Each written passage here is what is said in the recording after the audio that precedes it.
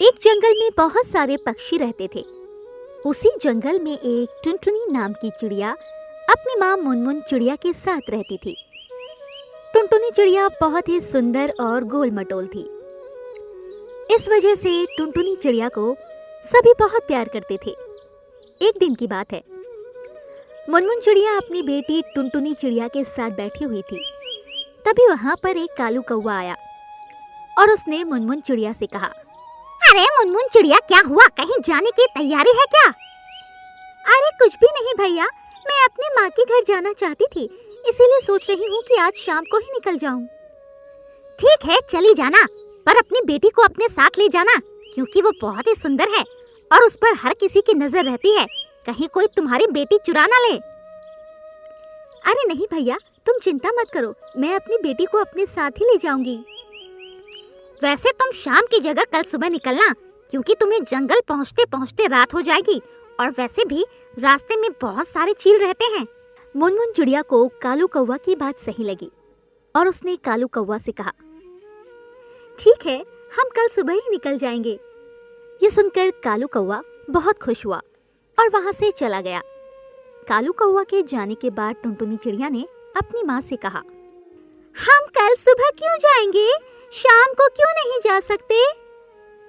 अरे कालू भैया ने बताया कि शाम को चील बाज बहुत मिलते हैं और वो हमारे जैसे छोटे पंछियों का शिकार करते हैं, इसीलिए हम कल सुबह निकल जाएंगे। वैसे भी रात की ही तो बात है और मैं कोई भी खतरा मोल नहीं लेना चाहती हूँ मेरी बेटी। ठीक है माँ, हम कल सुबह चलेंगे। ये सुनकर मुनमुन चिड़िया बहुत खुश हुई। धीरे धीरे रात गुजरी और अगले दिन मुनमुन चिड़िया अपनी बेटी टुनटुनी चिड़िया के साथ अपनी माँ के जंगल के लिए निकल गई। मुनमुन चिड़िया का अपनी बेटी टुनटुनी चिड़िया के साथ ये पहला सफर था और वो बहुत ज्यादा खुश थी। वो अपनी माँ के घर जा रही है।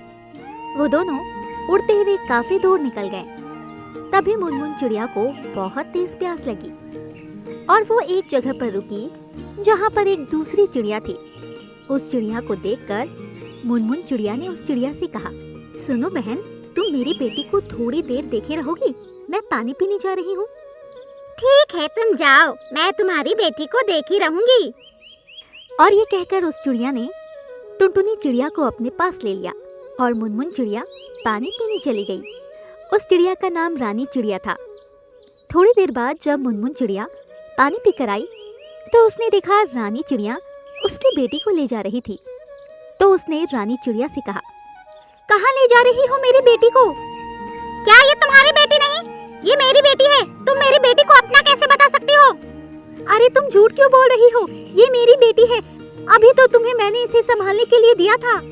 लगता है तुम पागल हो गई हो, तभी ऐसे बातें कर रही हो। मेरी बेटी को अपना बता रही हो। और इस तरह करके वो दोनों लड़ने लगी। उन दोनों की आवाज को सुनकर वहाँ पर और भी पंछी आ गए। उन दोनों को लड़ता हुआ देखकर उनमें से एक तोता बोला, क्या हुआ? तुम लोग इस तरह क्यों लड़ रहे हो? क्या बताऊं भैया, मैं अपनी बेटी को इस चिड़िया को देखने के लिए दे गई थी, पर ये तो मेरी बेटी को अपना बता रही है। नहीं, ये झूठ बोल रही है। ये मेरी बेटी है। ये मेरी बेटी को अपना बता रही है। जब उन दोनों की बात सभी पंछियों ने सुनी तो उस तोता ने उन दोनों से कहा, ठीक है, ये जिसकी भी बेटी है वो अपनी बेटी के पंखों को तोड़ेगा। जो अपनी बेटी के पंखों को तोड़ लेगा ये उसी की बेटी होगी। ये सुनकर उन दोनों ने टुनटुनी चिड़िया के एक एक पंख पकड़ लिए और उसे अपनी तरफ खींचने लगे, जिससे टुनटुनी चिड़िया दर्द से चिल्लाने लगी। ये देखकर मुनमुन चिड़िया ने टुनटुनी चिड़िया के पंख को छोड़ दिया और उन लोगों से कहा, नहीं नहीं, मैं अपनी बेटी के पंख नहीं उखाड़ सकती हूँ। यदि इसके पंख टूट गए तो ये उड़ नहीं पाएगी। तुम मेरी बेटी को ले जाओ, पर इसके पंखों को मत तोड़ो। ये सुनकर रानी चिड़िया बहुत खुश हुई और उसने सभी से कहा, देखा, मैंने तो पहले ही कहा था, ये मेरी बेटी है। और ये कहकर वो टुनटुनी चिड़िया को ले जाने लगी। इस पर उन सभी पंछियों ने रानी चिड़िया को रोका और तोता ने उससे कहा, रुको, तुम ये बच्ची मुझे दे दो। ये तुम्हारी बच्ची नहीं है, ये मुनमुन चिड़िया की है, क्योंकि एक माँ ही अपने बच्चे को दर्द में नहीं देख सकती। तुम इसकी माँ नहीं हो। और ये कहकर उन पंछियों ने रानी चिड़िया से टुनटुनी चिड़िया को छीन लिया और फिर मुनमुन चिड़िया को टुनटुनी चिड़िया को दे दिया। इसके बाद तोता ने रानी चिड़िया से कहा, तुम एक बच्चा चोर हो और इसके लिए तुम्हें सबक सिखाना ही पड़ेगा। और ये कहकर उन सभी पंछियों ने रानी चिड़िया को एक रस्सी से बांध दिया और वहीं पर पड़ा रहने दिया। इसके बाद तोता ने मुनमुन चिड़िया से कहा, तुम अपनी बच्ची को ले जा सकती हो और तुम्हें इस तरह किसी पर विश्वास नहीं करना चाहिए। आज के समय में कोई भी विश्वास के लायक नहीं है। ये सुनकर मुनमुन चिड़िया बहुत खुश हुई और वो अपनी बेटी टुनटुनी चिड़िया को लेकर चली गई। शिक्षा। हमें इस कहानी से ये शिक्षा मिलती है कि हमें कभी भी किसी अनजान पर विश्वास नहीं करना चाहिए। इस कहानी से हमें यही शिक्षा मिलती है कि हमें कभी भी अनजान व्यक्ति पर विश्वास नहीं करना चाहिए।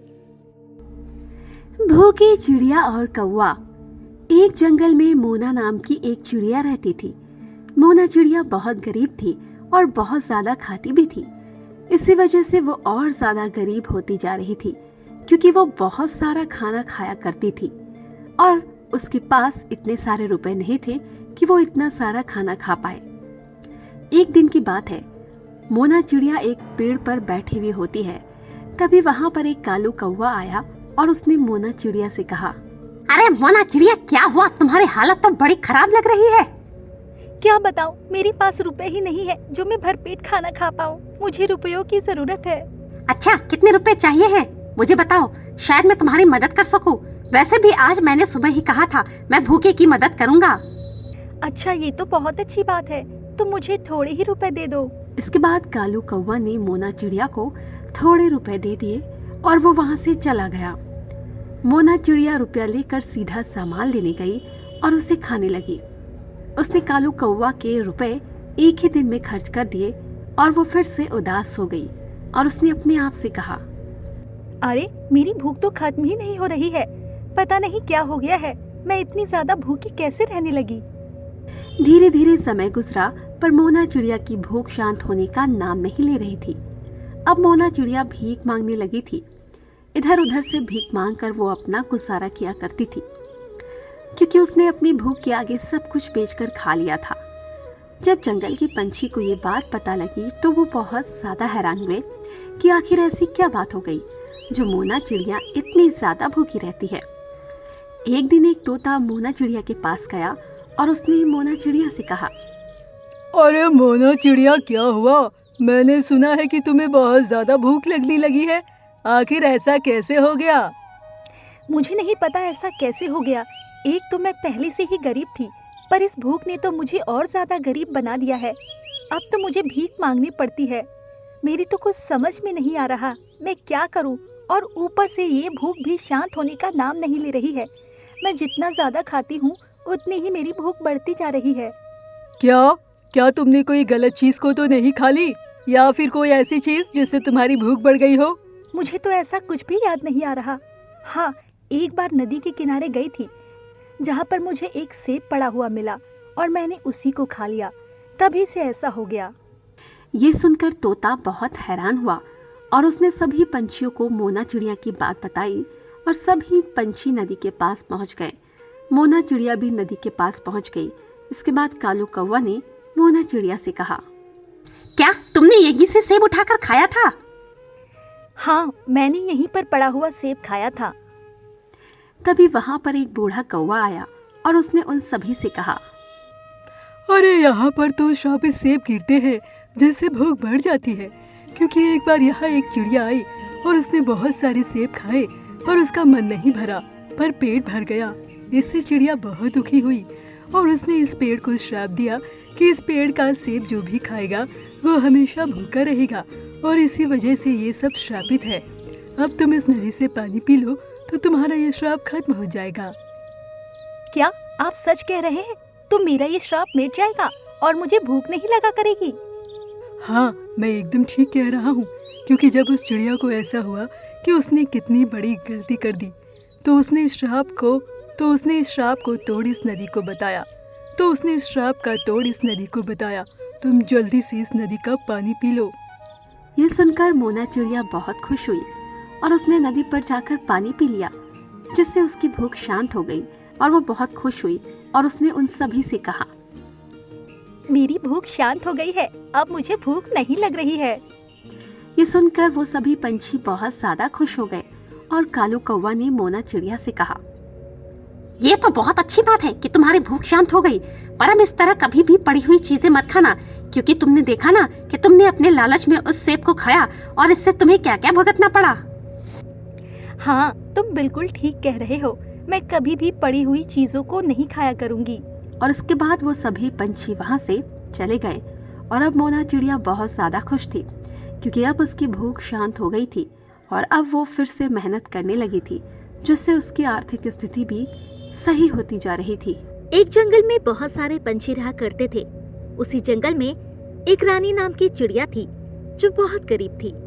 वो इतनी गरीब थी कि उसके पास उसका खुद का घर नहीं था और वो किराए के घर पर रहा करती थी, जिस वजह से उसे काफी परेशानियों का सामना करना पड़ता था। एक दिन की बात है, रानी चिड़िया जंगल घूमने के लिए निकली। तभी उसे मीनू नाम की कोयल मिली और उसने रानी चिड़िया से कहा, अरे रानी चिड़िया, कहाँ जा रही हो? कहीं नहीं, बस ऐसे ही काम की तलाश में जा रही थी। तुम बताओ, तुम कहाँ जा रही हो? मैं तो बस अपने घर जा रही थी, क्योंकि बाजार गई थी और वहीं से लौट रही हूँ। वैसे तुम तो किराए के घर में रहती हो ना? हाँ, तुमने एकदम ठीक कहा। मैं किराए के घर में ही रहती हूँ, पर मैं पैसे इकट्ठे कर रही हूँ जिससे मैं अपना घर बनवा सकूँ।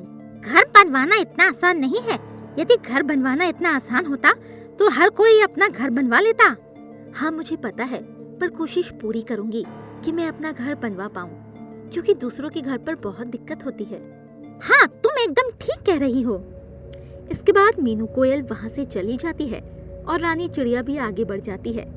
धीरे धीरे समय गुजरता है और समय के साथ रानी चिड़िया बहुत मेहनत किया करती थी, पर जब काम नहीं मिला करता था तो वो बहुत ज्यादा उदास हो जाया करती थी, क्योंकि उसे अपना घर बनवाना था और इसी वजह से उसने जो थोड़े रुपए इकट्ठे कर लिए थे उससे उसने थोड़ी सी अपने लिए जमीन ले ली और फिर घर बनवाने के लिए रुपए इकट्ठे करने लगी। एक बार की बात है, रानी चिड़िया काम के सिलसिले में बाहर निकली। तभी उसे कालू कौवा मिला और उसने रानी चिड़िया से कहा, अरे रानी चिड़िया, कहाँ जा रही हो? अब तो तुम बहुत अमीर हो गई हो। अरे कालू कौवा, आप ऐसा क्यों कह रहे हो? मैं कब अमीर हो गई? मेरे पास तो खुद का घर भी नहीं है। अरे फिर भी अब तो घर भी हो जाएगा। जब तुमने जमीन ले ली है तो घर बनने में कौन सा ज्यादा पैसे लगते हैं? नहीं भैया, ऐसी बात नहीं है। मेरे पास अभी इतने रुपए नहीं है कि मैं घर बनवा पाऊँ, जबकि मुझे घर की बहुत जरूरत है। हाँ, ये तो पता है, सभी को घर चाहिए होता है, पर जिस तरह तुम यहाँ तक पहुँच गई हो, आगे भी पहुँच जाओगी। हाँ, ये तो तुम ठीक कह रहे हो। और ये कहकर रानी चिड़िया वहाँ से चली गई। अभी वो थोड़ी दूर पर ही आ पाई थी, तभी उसे किसी चीज की आवाज सुनाई दी। उसने इधर उधर देखा, वहां पर कोई भी नहीं था। तभी उसे किसी ने फिर से बुलाया। इस पर रानी चिड़िया बहुत ज्यादा घबरा गई और उसने फिर से इधर उधर देखा, पर अब भी उसे कोई भी नहीं दिखाई दिया और उसने धीरे से कहा, कौन है यहाँ पर और कौन मुझे आवाज लगा रहा है? अरे मैं इस पेड़ के अंदर बंद हूँ। जो तुम्हारे सामने पेड़ खड़ा है, मैं इसी के अंदर हूँ। क्या आप इस आम के पेड़ के अंदर हैं? पर आप यहाँ कैसे? वो मैं तुम्हें बाद में बताऊंगा। यदि तुम इस पेड़ को छूओगी तो मैं फिर से बाहर आ जाऊंगा। अच्छा, ऐसी बात है। ठीक है, मैं अभी इस पेड़ को छूती हूँ। और ये कहकर जैसे ही रानी चिड़िया ने उस आम के पेड़ को छुआ, वैसे ही एक चिड़ा बाहर आ गया। उस चिड़ा का नाम बाला चिड़ा था और उसने रानी चिड़िया से कहा, तुम्हारा बहुत बहुत धन्यवाद जो तुमने मुझे इस पेड़ से निकाला। मैं इस पेड़ के अंदर बहुत सालों से बंद हूँ, क्योंकि मुझे एक साधु ने इस पेड़ के अंदर बंद कर दिया था। क्यों? तुम्हें साधु ने पेड़ के अंदर क्यों बंद कर दिया? क्योंकि मैं बहुत शैतान था और एक दिन मैंने साधु की तपस्या भंग कर दी थी। इसी वजह से उन्होंने मुझे इस पेड़ के अंदर बंद कर दिया। पर आज तुम्हारी वजह से मैं यहाँ से निकल पाया हूँ और इससे खुश होकर मैं तुम्हें कुछ देना चाहता हूँ। और ये कहकर बाला चिड़ा ने एक घड़ा निकाला और रानी चिड़िया की तरफ बढ़ाते हुए कहा, ये लो, इसमें बहुत सारे सोने के सिक्के हैं, जिससे तुम्हारा आराम से जीवन गुजारा हो जाएगा। क्या? पर ये मैं नहीं ले सकती हूँ। अरे ये सब तुम्हारा ही है। वैसे भी तुमने मेरी मदद की है और इस वजह से ये तुम्हारा हुआ। ये सुनकर रानी चिड़िया बहुत खुश हुई और वहाँ से चली आई।